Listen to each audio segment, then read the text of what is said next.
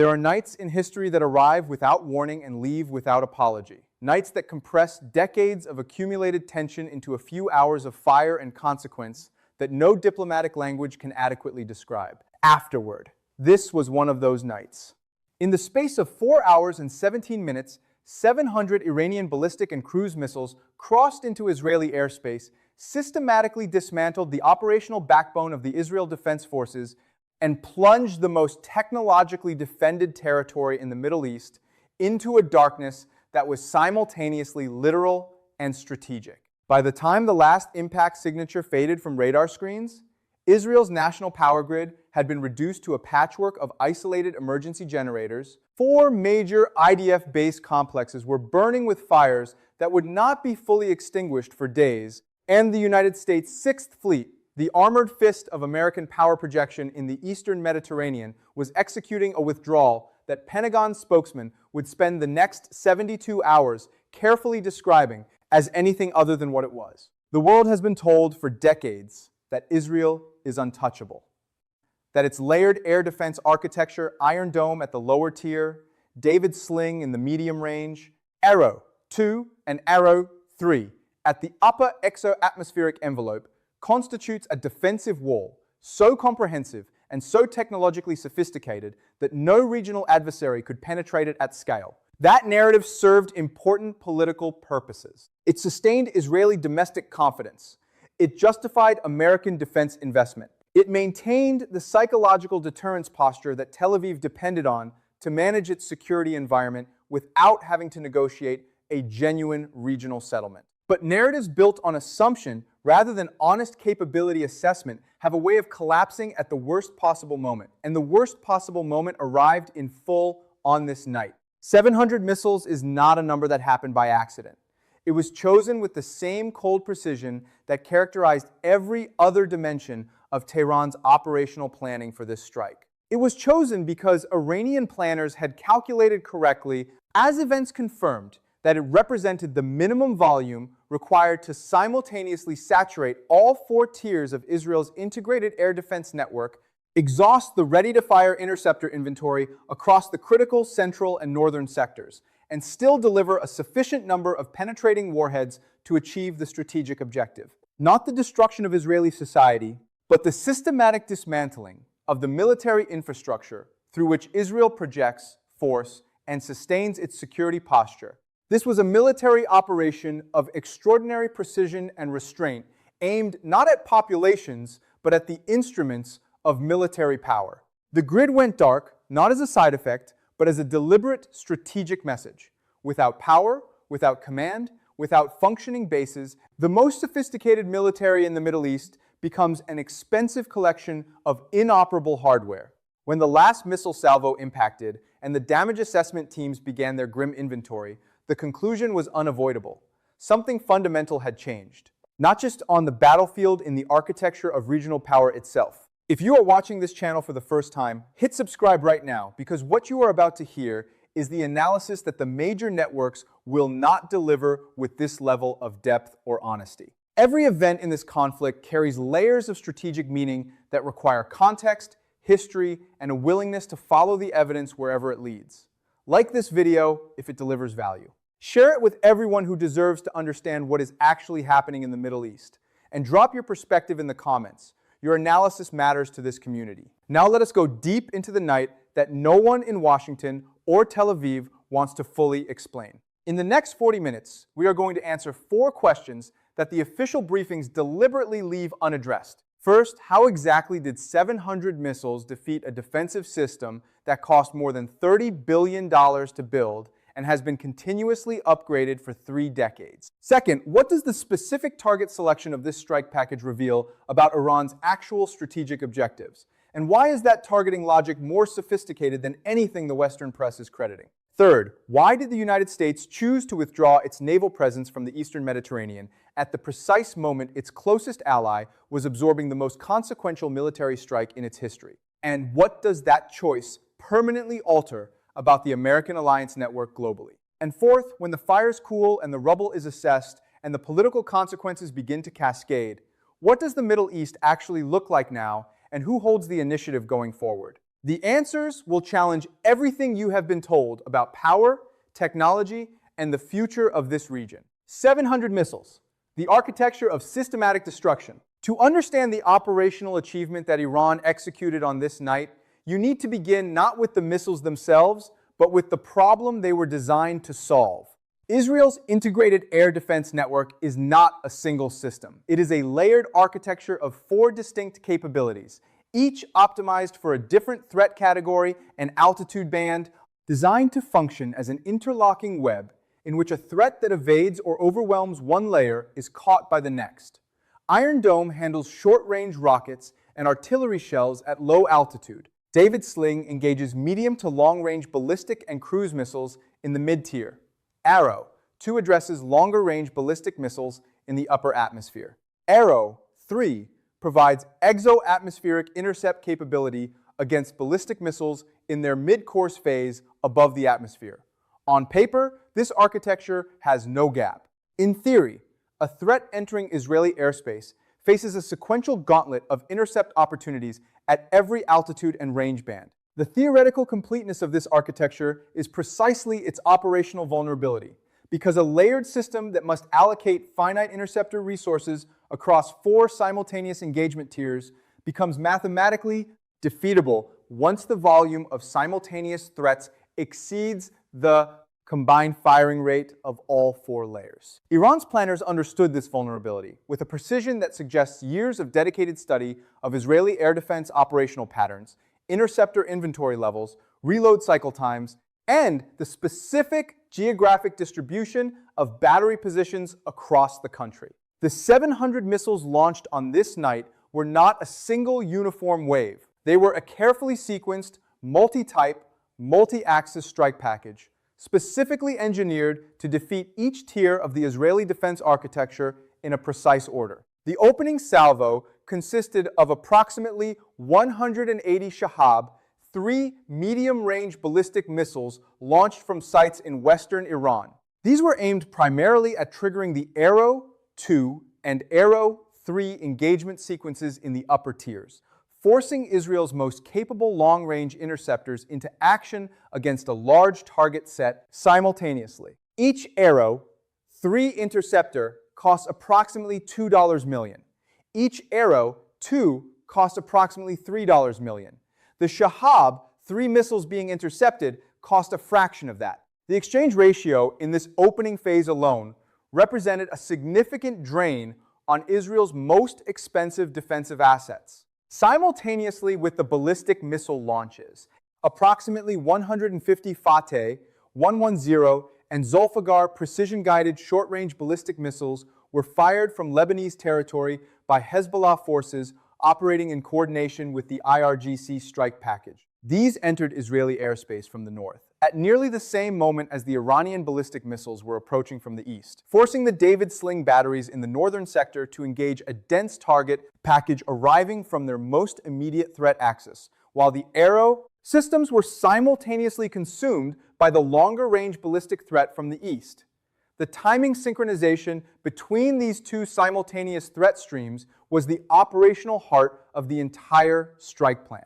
No single battery could engage in both directions simultaneously. The human operators managing the engagement sequences were forced to make real-time prioritization decisions under conditions of extreme cognitive load, and every prioritization decision created a corresponding gap in coverage elsewhere. The third component of the strike package, and the one that produced the most strategically significant results, was a salvo of approximately 220 cruise missiles launched from multiple platforms, including ground-based mobile launchers in western Iran, air launch from IRGC aircraft operating over Iraqi airspace, and sea-launched from Iranian naval vessels in the Red Sea corridor. These cruise missiles flew at extremely low altitudes, in some cases below 50 meters above terrain, following pre-programmed routes specifically designed to exploit the radar horizon limitations of the Iron Dome ground. Radar systems. Flying below radar coverage, these missiles were invisible to the defensive network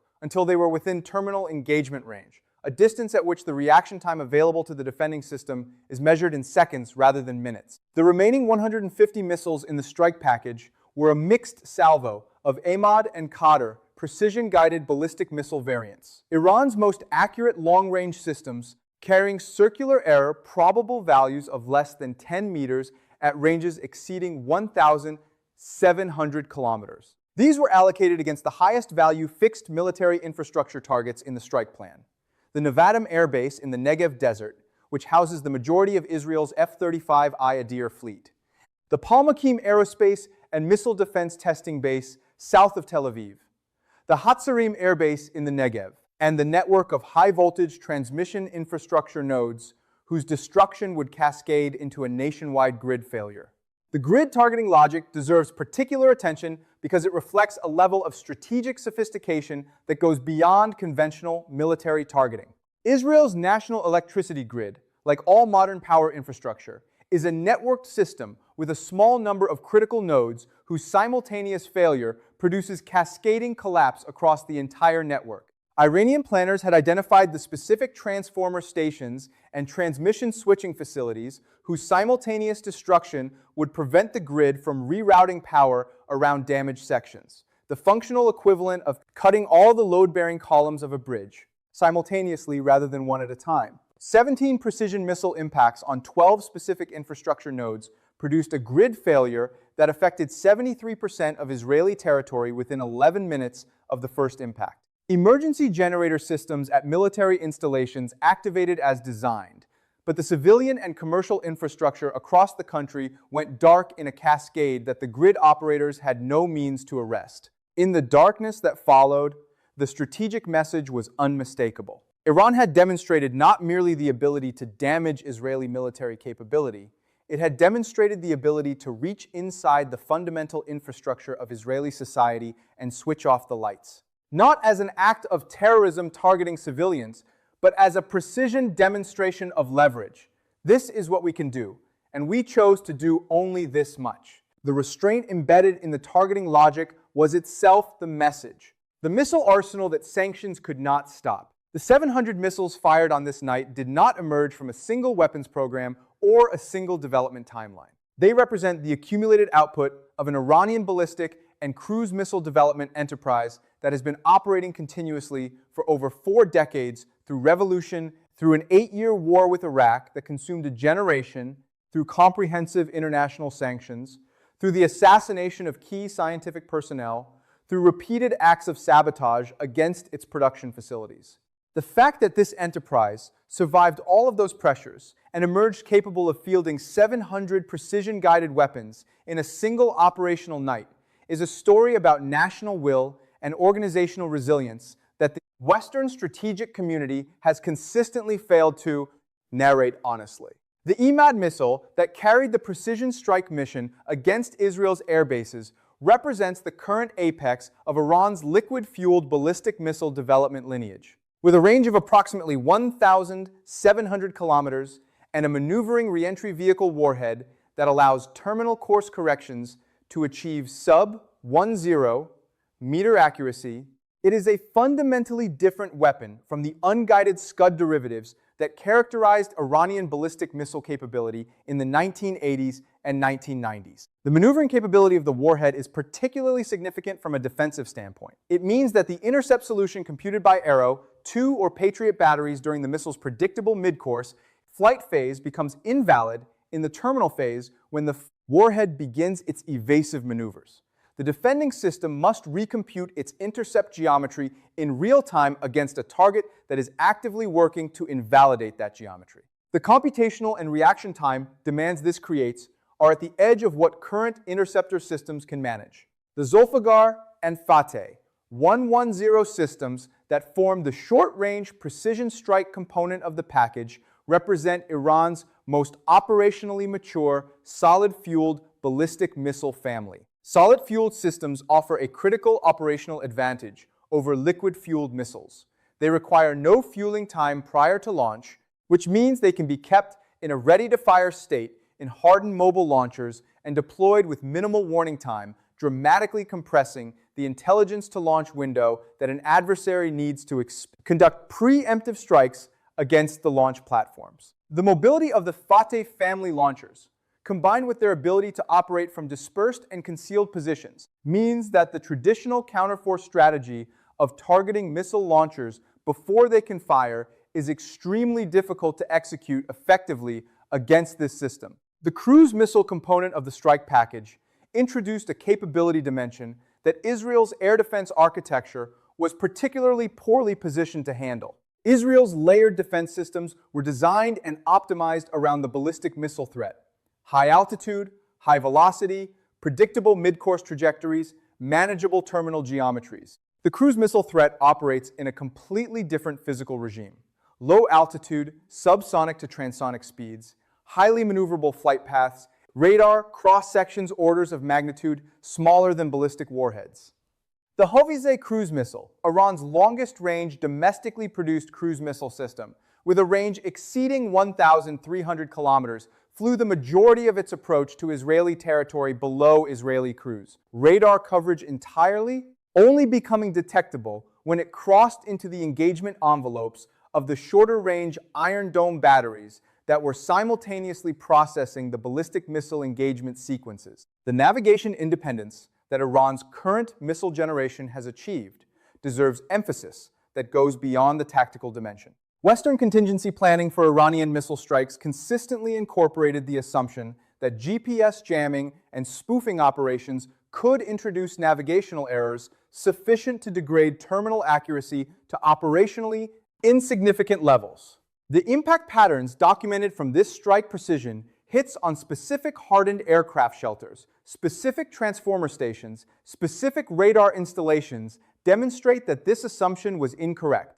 Iran's current guidance systems rely on a combination of inertial navigation, terrain contour matching, and optical scene matching terminal guidance that operates entirely independently of GPS signals. The jamming operations that American electronic warfare assets conducted throughout the engagement window produced no measurable degradation in Iranian missile accuracy.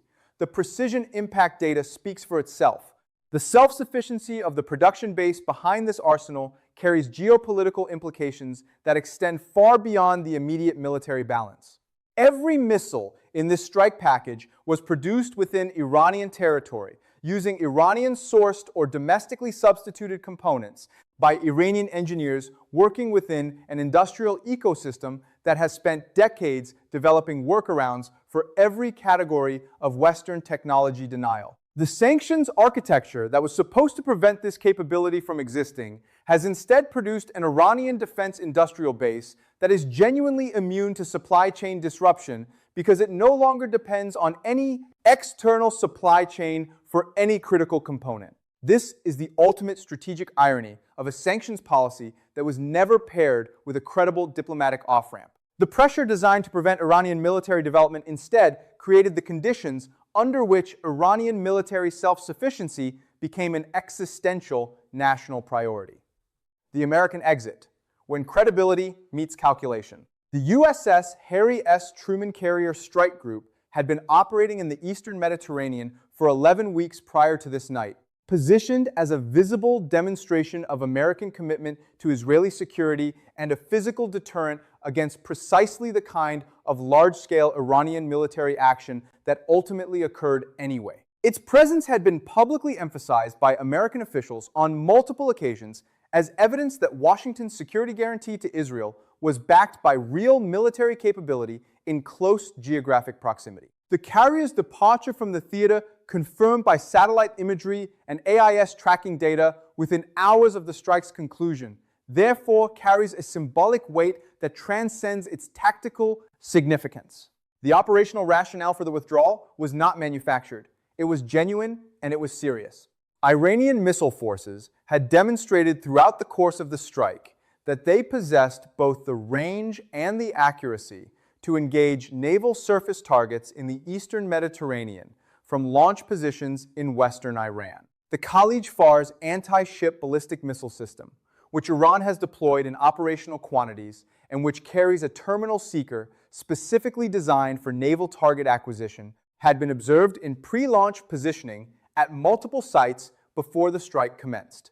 The combination of that system with Iran's demonstrated ability to conduct mass simultaneous launches, saturating any single defensive system's engagement capacity, created a threat calculus that the carrier group's own defensive assessment team concluded could not be managed within acceptable risk parameters from its current operating position. But the operational rationale, however genuine, does not neutralize the strategic consequence. The strategic consequence is this: the United States positioned a carrier strike group in the Eastern Mediterranean as a deterrent against Iranian military action. That deterrent failed to deter, and when Iranian military action occurred at a scale that exceeded the carrier group's comfortable defensive envelope, the carrier group departed. The sequence position as deterrent, fail to deter, depart under threat, is a narrative that no amount of careful Pentagon messaging can fully reframe for the audiences that matter most. Those audiences include, first and most immediately, the Israeli government and public, who watched their closest allies' most visible military commitment to their security sail away from the theater while their country's power grid was going dark. The political implications within Israel of that sequence, the imagery of American carrier departure, superimposed against the imagery of Israeli cities losing power, will reverberate through Israeli domestic politics in ways that have not yet fully manifested, but will shape strategic decision-making in Tel Aviv for years. The foundational assumption of Israeli strategic culture that American military commitment is unconditional and indefinitely sustainable has been stress-tested in the most public possible way and found to carry conditions that were not previously acknowledged. The second audience is the broader American alliance network, the constellation of security relationships that Washington has built and maintained across Europe, Asia, and the Middle East on the premise that American military guarantees are credible and durable. Every government in that network is now conducting a quiet internal reassessment. The specific question being asked is not whether the United States would eventually respond to a major attack on an ally. It almost certainly would. The question is whether the initial American military presence that is supposed to deter the attack in the first place is genuinely capable of doing so, or whether it is capable of being displaced by a regional power with sufficient asymmetric capability and strategic determination. The Eastern Mediterranean withdrawal provides a data point that argues for the latter. The financial dimension of the American position in this conflict has also reached a level of visibility that domestic political pressures can no longer absorb without friction. Every Tamir interceptor resupplied to Israel from American stockpiles costs American taxpayers between $40,000 and $50,000. The munitions expended by American naval vessels in their own defensive operations during the engagement window carry costs in the hundreds of millions. Congressional appropriations for Israeli military aid have become genuinely contested in ways that would have been politically inconceivable 5 years ago. The combination of direct financial cost and the strategic embarrassment of visible deterrence failure is creating a political environment in Washington where the unconditional nature of American support for Israeli military operations is being questioned from multiple ideological directions simultaneously. What the American exit from the Eastern Mediterranean theater represents at its deepest level is the collision between the rhetoric of unconditional alliance and the reality of finite military capability operating in a threat environment that has evolved beyond the assumptions embedded in existing force structure and positioning. The carriers are not going away permanently. American military involvement in the region is not ending. But the comfortable assumption that American presence automatically confers security on its allies, that the flag on a carrier flight deck is sufficient to deter any adversary from action, has been permanently retired by the events of this night. The price of borrowed power, Israel's strategic reckoning. For 75 years, Israel's security model has rested on a foundation that its leadership has never fully acknowledged publicly because full acknowledgement would require confronting its implications. That foundation is dependency, specifically a deep and structurally embedded dependency on American military technology, American diplomatic protection, American intelligence sharing, and American political cover at the United Nations, and in every other multilateral forum where Israeli actions are subject to international scrutiny. This dependency has been managed, rationalized, and reframed in countless ways as a partnership of equals, as a shared democratic values alliance, as mutual strategic interest, but its fundamental character has never changed. Israel's security posture requires American support to function, and when that support is unavailable or insufficient, the posture is exposed. The events of this night exposed it completely. 700 missiles overwhelmed a defense system that was built with American technology, sustained with American funding, and supplemented with American interceptor production capacity. The American carrier group that was positioned to deter this attack failed to deter it and subsequently departed the theater. The interceptor stockpiles that Israeli batteries burned through in attempting to manage the incoming salvo will require American resupply that will take months to deliver in sufficient quantity to restore defensive readiness. At every level, technological, operational, logistical, political, the borrowed nature of Israel's military power has been rendered visible in a way that cannot be managed by communications strategy. The specific vulnerability that this night revealed goes beyond the immediate military balance. It reveals a structural problem in how Israel has approached its long-term security. Rather than building toward genuine strategic autonomy through negotiated regional normalization, Israel has consistently chosen to maintain military dominance underwritten by external support as a substitute for political settlement. That choice has produced a security architecture that is extremely capable in permissive environments where the adversary is weak, disorganized, and unable to mount sophisticated offensive action, but structurally fragile, in environments where the adversary has developed genuine military depth and operational sophistication. The IDF, measured against most military forces in the world, remains a formidable institution with genuine professional excellence across multiple domains. But the institutional culture that produced it was shaped by decades of conducting operations against adversaries who could not meaningfully retaliate at scale, counterinsurgency operations, targeted strikes against undefended targets, interdiction campaigns against forces with no credible air defense. The psychological and doctrinal adaptations produced by that operational history are not the adaptations required for a force that must absorb 700 incoming missiles while maintaining operational coherence and command. Continuity. The reports emerging from IDF command facilities during the peak of the strike describe a level of institutional disorientation that reflects this mismatch between preparation and reality. The Israeli public's experience of this night sitting in shelters, watching power fail across cities, hearing the sirens that no longer carried reassurance because everyone knew the system was overwhelmed, has produced a political reckoning that the current government structure was not designed to survive intact. The questions being asked in Israeli society in the aftermath are not tactical questions about interceptor performance. They are strategic questions about the sustainability of a security model that has just been visibly invalidated. Is military dominance a durable substitute for political settlement? Can a country indefinitely maintain a security posture that requires unconditional external support to function?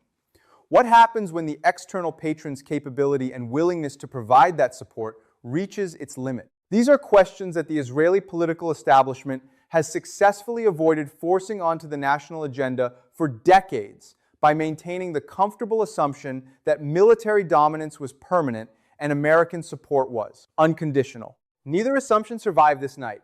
The new architecture, power, multipolarity, and the world after American primacy.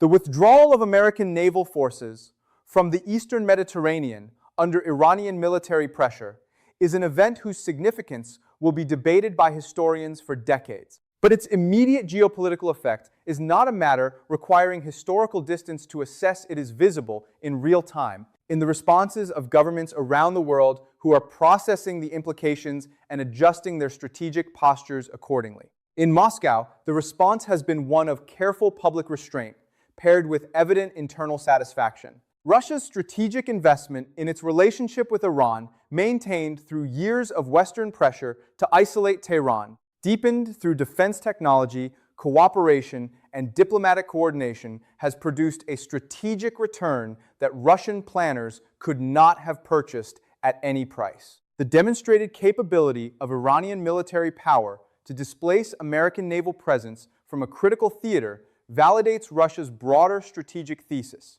that American military primacy is not a permanent feature of the international landscape, but a historically contingent condition that determined adversaries with genuine military capability can erode.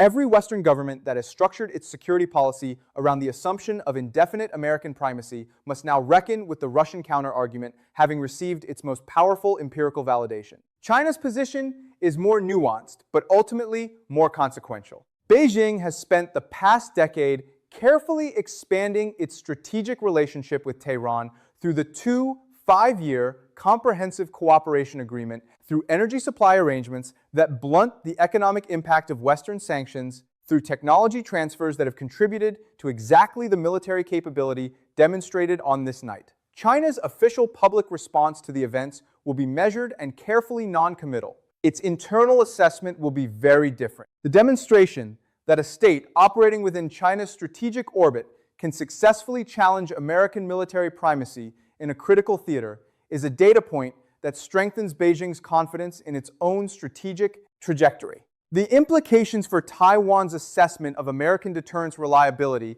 which were already subjects of intense internal debate before this night, have been materially altered by what the Eastern Mediterranean withdrawal demonstrates about American deterrence durability under genuine military pressure. For the nations of the Global South, the majority of humanity that has spent the post-Cold War era navigating between American prescriptions and the aspiration for genuine strategic autonomy, the events of this night constitute a historical reference point of the First Order. The narrative infrastructure of American hegemony depended fundamentally on the proposition that resistance was futile, that the military, economic, and diplomatic power available to Washington was so comprehensive and so overwhelming that any state choosing defiance over compliance would pay an unsustainable price. Iran has spent 50 years testing that proposition under the most demanding conditions imaginable, and the verdict delivered on this night is that the proposition was wrong. Not wrong in the sense that defiance carries no costs. The costs Iran has paid are real and severe. Wrong in the sense that defiance could be made to produce capitulation. It could not. And the implications of that failure extend to every government that has been deterred from pursuing its genuine national interests by the assumption that American pressure was irresistible. The energy architecture of the global economy has absorbed a shock from this night's events, whose full consequences will take months to fully price. The demonstrated Iranian willingness and capability to conduct large-scale military operations against the most defended territory in the Middle East, combined with the demonstrated ability to threaten American naval presence in the region, has introduced a permanent risk premium into Persian Gulf energy calculations. Insurance rates for vessels transiting the Strait of Hormuz have already moved significantly. Shipping companies that had been gradually returning to normal operational patterns following earlier periods of regional tension are now reassessing those decisions. The 20% of global oil trade that transits the Strait daily is now priced against a threat environment that has been materially and demonstrably worsened by the events of this night. The multipolar world that Russian and Chinese diplomacy has advocated for decades as the appropriate organizing principle of international relations is no longer a theoretical aspiration. It is a description of the operational reality that emerged from the smoke of 700 missile impacts. The Middle East, which served for a generation as the most vivid demonstration of American unipolar dominance, the theater where American power was most regularly and visibly exercised, has become the theater where the limits of that dominance were most decisively demonstrated. Not its end, but its limits. The difference between a world with American primacy and a world with American primacy that has acknowledged limits is not a small difference. It is the difference between a unipolar order and a multipolar one, and that difference restructures every strategic calculation made by every government in the international system. The new architecture that emerges from this moment will not be built quickly or cleanly. The transition from one ordering principle to another is always contested, always unstable, always more dangerous than either the old order or the new one in its mature form. The risk of miscalculation increases precisely at the moments of maximum uncertainty, when old deterrence relationships have broken down and new ones have not yet been established. The period ahead will require a quality of strategic judgment from all the relevant actors that the events of recent years do not inspire confidence they possess. But the direction of travel is no longer ambiguous. The world that existed before 700 Iranian missiles crossed Israeli airspace cannot be restored by any action any government takes in the aftermath. What can be shaped is what replaces it. 700 missiles, a grid gone dark, a carrier group retreating in silence. These are not merely military facts, they are the punctuation marks on a sentence that has been writing itself for 50 years. The sentence that reads, "A people who refuse to accept the role assigned to them by more powerful adversaries will eventually find a way to rewrite the terms of their own existence." What Iran demonstrated on this night was not aggression in the conventional sense of that word. It was the assertion of a sovereignty that had been denied by force, sanction, sabotage, and assassination for half a century. The precision of the targeting military infrastructure, power nodes, command systems, carefully avoiding the mass civilian casualties that would have been easily achievable, reflects a strategic discipline that stands in sharp contrast to the characterizations that Western media will apply to these events. This was a state defending its right to exist on its own terms, using the military capability it built precisely because no other instrument was left available to it. The question that history will ask of this moment is not whether Iran was right or wrong to strike history. Rarely renders those verdicts cleanly.